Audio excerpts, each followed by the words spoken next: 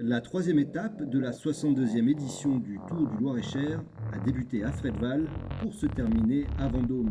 Une course de 178 km.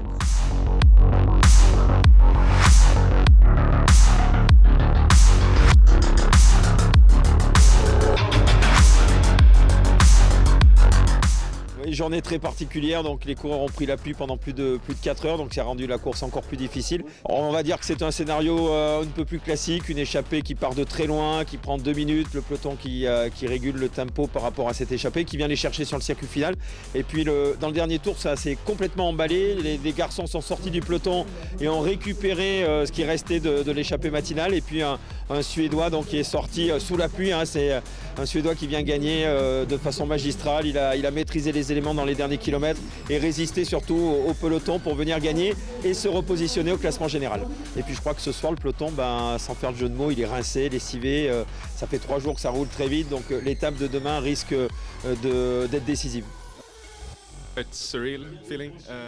Je me sens plutôt bien. Je n'avais jamais gagné une course sur la route avant. À l'origine, je suis un vététiste. Après, j'ai eu l'opportunité de rentrer dans l'équipe nationale et en fait, tout marche bien.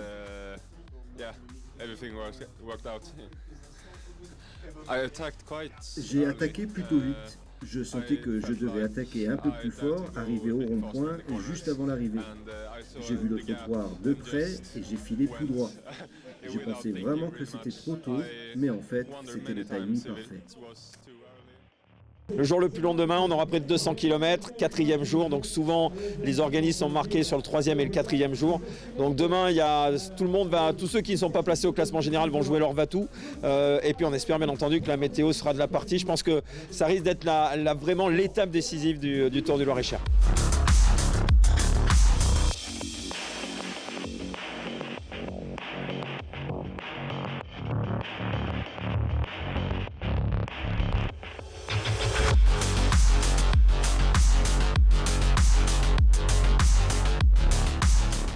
L'étape du jour était pluvieuse, celle de demain sera venteuse et longue. Elle se déroulera en effet autour de Vernoux en Sologne pour une boucle de 197 km.